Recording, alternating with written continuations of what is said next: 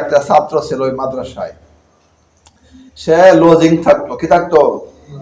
Lodging থাকতো মিজানে পড়ে।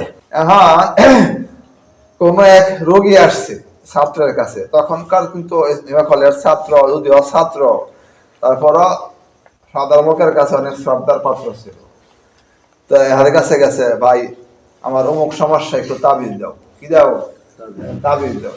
হ্যাঁ মিজানে পড়ে। হ্যাঁ কি তাবিজ লিখবো? হ্যাঁ লেখছে মিজান। মিজান লেখে আর তাবিজ বানাই দিছে, ব্যবহার করছে, তার রোগ সুস্থ হয়ে গেছে। এখন যে আসে হাই খালি মিজান লেখা দেয়, মিজান লেখা দেয়, আর মিজানে কি হয়? তার অসুস্থতা কি হয়? ভালো হয়। এটা হইল বিশ্বাস।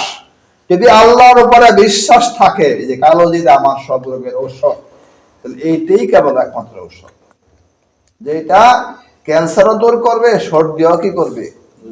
দূর করবে। আবার দেখেন কালো জিরা মানে কালো জিরা তেল কইছে না, কি কইছে?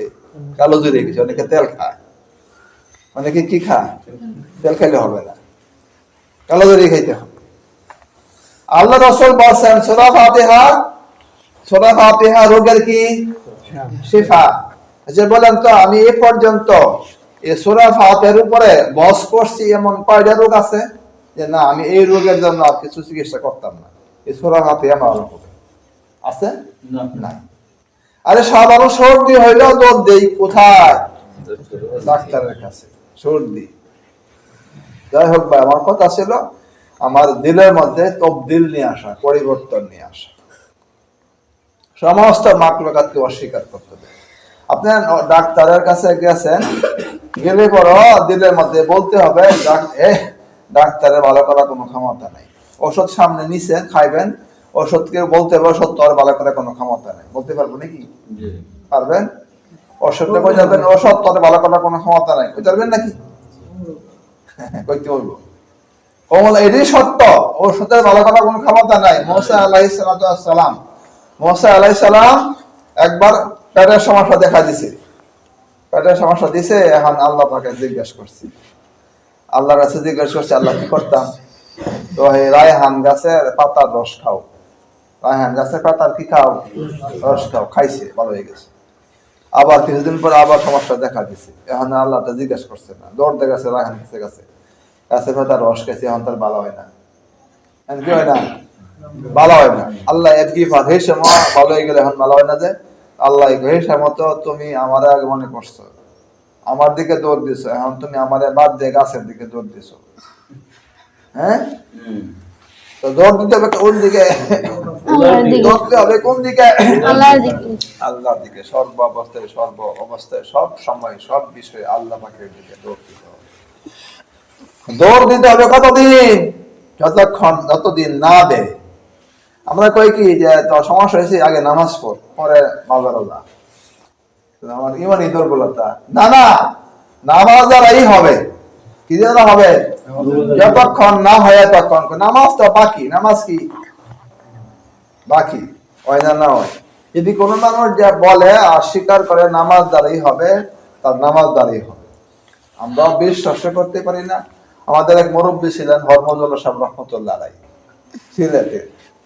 উনি বাড়িতে অবস্থান করতেছেন, রাত্রে বেলায় আকস্মিক মেহমান গেছে। আকস্মিক হঠাৎ মেহমান গেছে, ঘরে খাবার নাই। ঘরে খাবার নাই, মেহমান বসাইয়া মসজিদে গেছে। কোথায় গেছে? মসজিদে কি খাবার পাওয়া যায় নাকি? হ্যাঁ, মসজিদ থেকে নামাজ পড়তেছে। নামাজ পড়ার শেষে নাই, ঘরে খাবার চলে আসছে। ঘরে কি হচ্ছে? খাবার চলে আসছে। নামাজ পড়বো কতক্ষণ বলেন? যতক্ষণ না পাই, ততক্ষণ কি না পাই ততক্ষণ নামাজ পড়তে হবে। বলে কতক্ষণ পড়বো? বলে হিসাব নাই, যতক্ষণ না দেয়, নাহলে যতক্ষণ না দেয়। দেখো এটা কি সম্ভব? সম্ভব না কেন? আমরা যারা চাকরি করি, কয়দিন পরে বেতন দেয়? 1 মাস পরে বেতন দেয়। 1 মাস পরে বেতন পাইবো এই আশায় 1 মাস চাকরি করি। তাহলে বলেন একটা বান্দা যদি এই আশায় নামাজ পড়ে, আমি 1 মাস পরে এই নামাজের পুরস্কার নিয়ে, বা আমার এই সমস্যা বা আমার এই আশাটা পুরা করার জন্য আমি নামাজ পড়াম, যতদিন আশা পুরা না হয়, তাহলে এই লোকটা কি 1 মাস পর্যন্ত নামাজ পড়তে পারবে? পারবে? পারবে নাকি? দরজা কোলাইব? কোলাইব না। দরজা কোলাইব না। 1 মাস কি করে সম্ভব? 1 মাস তো না, আল্লাহ পাকের কাছে নেওয়ার জন্য যতক্ষণ নামাজ পড়তে হয় ততক্ষণ পড়তে হবে। 1 মাসও বুঝি না, একদিনও বুঝি না। ঠিক আছে ইনশাআল্লাহ?